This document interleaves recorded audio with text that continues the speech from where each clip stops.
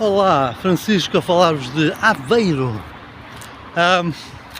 Eu estou um bocado entusiasmado hoje e quero falar da Ucrânia, que entusiasmado, porque aconteceu aquilo que ninguém esperava, literalmente. Alguns tinham esperança de que finalmente houvesse alguma ação por parte dos ucranianos, outros achavam que possivelmente isto ia congelar e subitamente a Ucrânia invade a Rússia.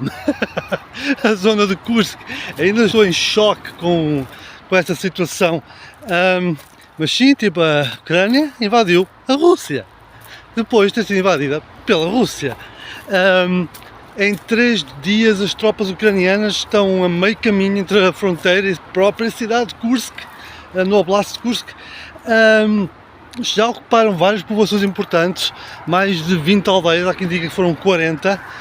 A extensão do avanço tem 40 km de ponta a ponta e uma área ainda maior em largura, e basicamente os ucranianos em 3 dias fizeram mais do que os russos em 6 meses de ofensivas suicidas. Não sei bem como falar disto agora. Vamos começar do início, porque é assim: quando a Rússia invadiu a Ucrânia em 2022, ainda antes disso a Rússia invadiu a Ucrânia em 2014, mediante a desculpa que eram milícias pró-russas ucranianas, mas de facto, havendo alguns pró-russos, a maior parte eram tropas russas infiltradas.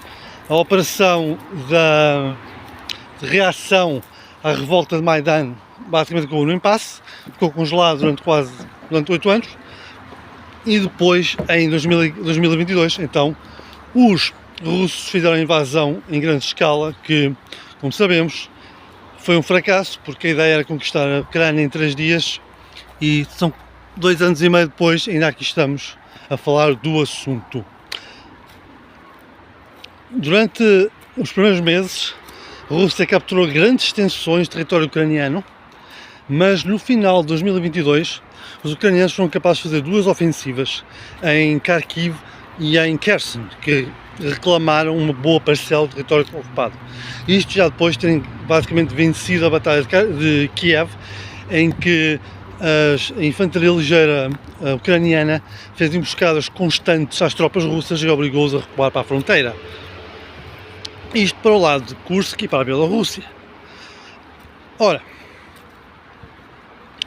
desde então, basicamente a frente não é que esteja estagnada, não está estagnada, mas há uma certa paridade, porque os ucranianos têm sido equipados pelo Ocidente, pela NATO e aliados, muito equipamento do Ocidente, carros de combate, aeronaves, mísseis, whatever. Ou seja, têm ficado cada vez mais fortes, aumentando o número de tropas, etc, etc, etc. Os russos perderam as tropas profissionais que tinham nos primeiros meses da guerra. Foram basicamente massacrados na tentativa de fazer uma invasão em estilo de parada. As tropas russas foram massacradas e perderam as tropas profissionais que tinham. Então, o que é que tiveram a fazer de lá para cá? Foi necessário recrutar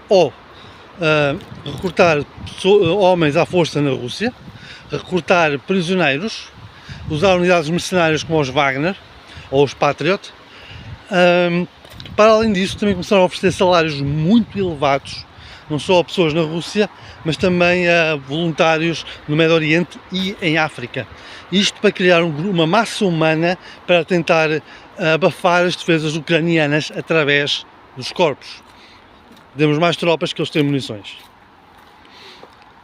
Esta estratégia resultou naquilo que hoje vemos de basicamente 500 mil de baixas entre os russos. Não há certeza se é só mortos ou se estamos a falar de mortos e feridos. Mas pela taxa de mortos e feridos, mesmo que seja o total, estamos a falar de 250 mil mortos pelo menos entre os russos. Nesta maneira, usando estas ondas humanas, é um bocado mais complicado que isso, mas vamos simplificar só para os efeitos da discussão. Usando estas ondas humanas apoiadas por alguns veículos, cada vez mais antiquados, porque os veículos modernos têm sido destruídos, os russos têm sido capazes de fazer avanços táticos no Donbass, recentemente tem andado a fazer um avanço na direção de Toretsk, no centro do Donbass, e a tentar novamente flanquear Vuhledar, mais para o sul. E há poucos meses atrás fizeram então uma nova frente na zona de Kharkiv, tentar chegar então a esta cidade, que é um dos centros industriais mais importantes da Ucrânia. Em toda esta... e mais uma coisa. Entretanto, a meados do ano passado, os ucranianos fizeram uma nova ofensiva na direção de Robotyne, tentar cortar a frente em dois. Falhou. Temos que admitir, os ucranianos falharam. Ora, há uma certa escola no que diz respeito a porque é que os ucranianos têm falhado nestas operações, mas das coisas que eu já ouvi, até o Tom Cooper, um bom analista, aconselho que o sigam, o Tom Cooper tem falado de como é que os políticos ocidentais têm imposto todo tipo de limitações no ataque ucraniano e que isso tem basicamente reduzido os ucranianos a fazer operações militares dentro da Ucrânia e usar armamento só contra alvos militares, no máximo a pouca distância da fronteira. Isto limita muito a capacidade que os ucranianos têm de se defender das ofensivas russas. Basicamente vamos ser honestos, a Ucrânia tem menos capacidade, tem menos recursos que a Rússia, tem menos homens, tem menos material e neste momento tem menos munições, até porque a Rússia tem a receber munições da Coreia do Norte e do Irão. Por muito fracas que sejam, estão lá. O que eu acho é que estamos a chegar a um ponto em que os ucranianos estão a começar a ponderar quais os riscos que devem tomar e se vale a pena seguir os conselhos ocidentais. Há novamente o Tom Cooper, mas também o Georgie do Ukraine Matters, um canal do YouTube, aconselho que sigam se interessam no assunto, tem falado sobre os atrasos na envio de, sobretudo, de munições. Campanha para obter munições por parte dos checos, supostamente iria enviar-se 1 milhão de munições a meados deste ano, fala só os 100 mil é que chegaram, e os americanos também tiveram aquele atraso de 6 meses em apoiar a Ucrânia por causa das campanhas do MAGA. A MAGA é o grupo dentro dos republicanos que apoia Donald Trump, Make America Great Again. Basicamente, independente do nome deles, eles estão a sacrificar os interesses americanos para fazer do Trump um rei. Esses atrasos, e aliás, o Trump é claramente um agente russo. Em todo o caso, o que acontece é que em novembro haverá eleições nos Estados Unidos. Apesar de todos os atrasos, os Estados Unidos são o maior apoiante dos ucranianos em termos de quantidade de material militar enviado. Se Trump for eleito, é muito provável que corte o apoio à Ucrânia. Se Kamala Harris for eleita, não sabemos qual será realmente a política dela. O Biden tem sido muito claro nos limites que a Ucrânia tem nas suas operações militares. O que me faz pensar que os ucranianos estão naquele ponto de mais vale arriscar e fazer alguma coisa ousada do que estar aqui a seguir as ideias dos nossos aliados e continuar a falhar como falhámos em Robotyne. Portanto, qual foi a ideia deles? Vamos invadir a Rússia. Que era exatamente as coisas que não queriam que eles fizessem. Não convenhamos que no Ocidente há muitos interesses ainda na Rússia. Há muito gás natural para países do Ocidente que ainda vem da Rússia.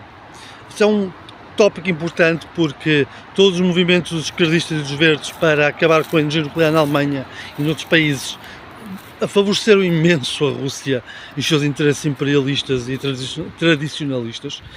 Eu acho fantástico o apoio que os esquerdistas dão à Rússia, tendo em conta que a atual Rússia vai contra tudo aquilo que eles defendem.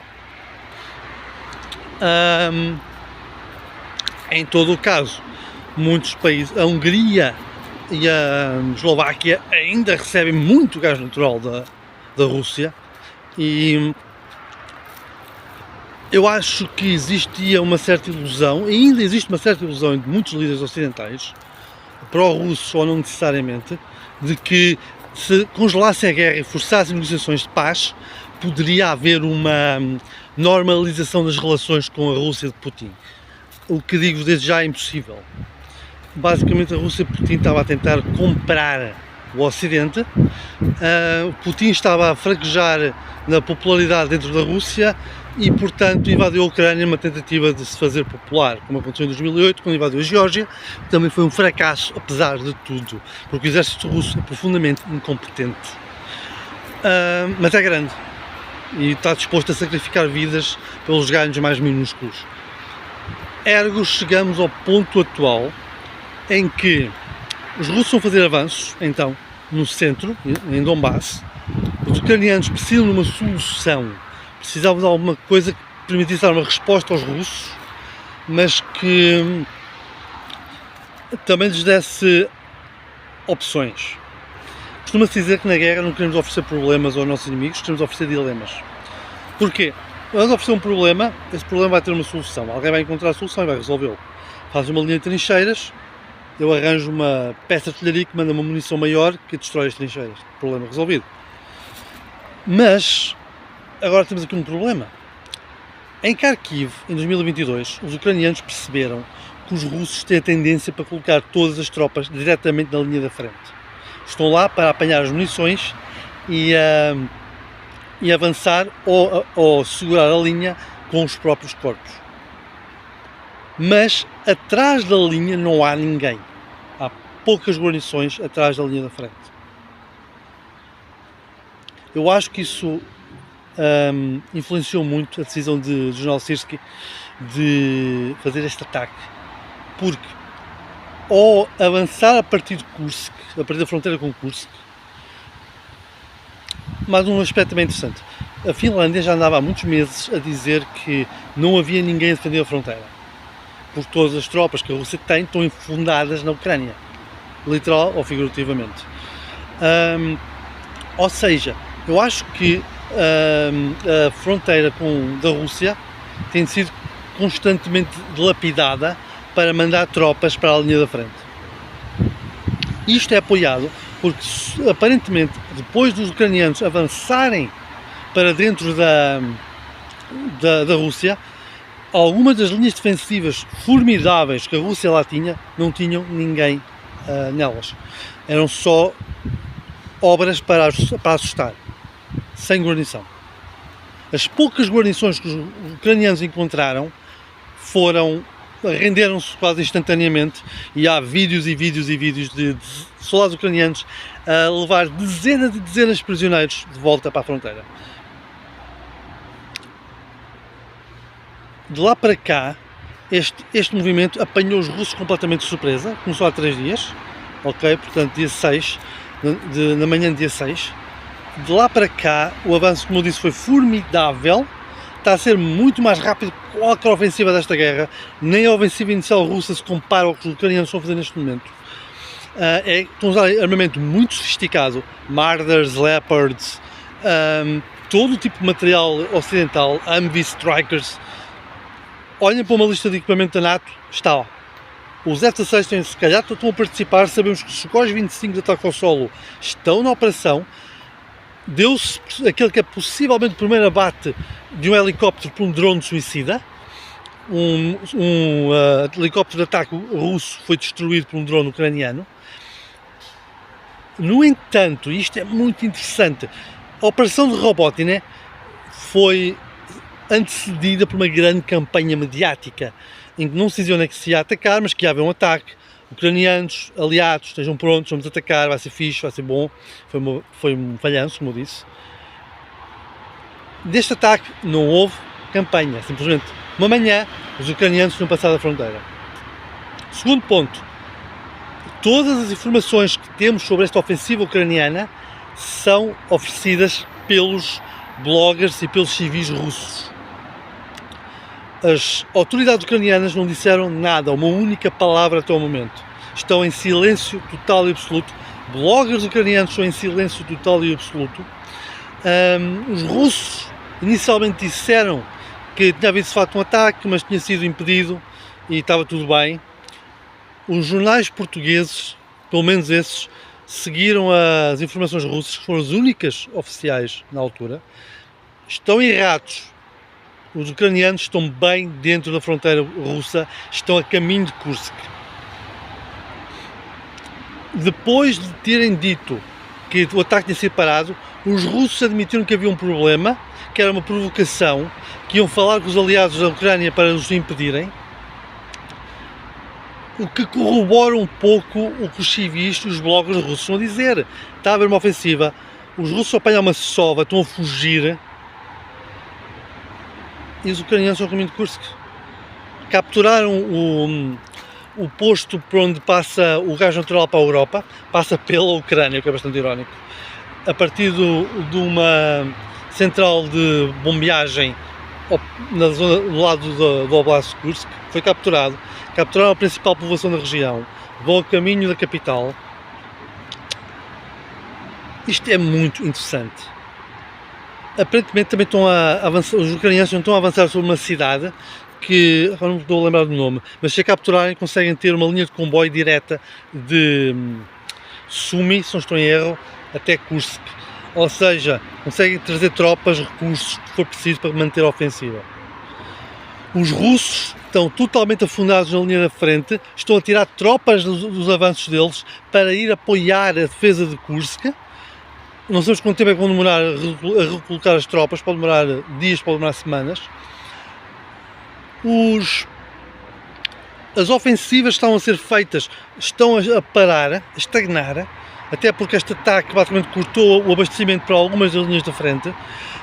Algumas povoações ucranianas foram recuperadas entretanto, ou seja, está a ser um caos total e completo. É entusiasmante estar a viver isto. Vamos ver o que vai acontecer, porque nada está ainda garantido. Mas eu falarei com vocês sobre o que está a passar. Vemo-nos mais à frente.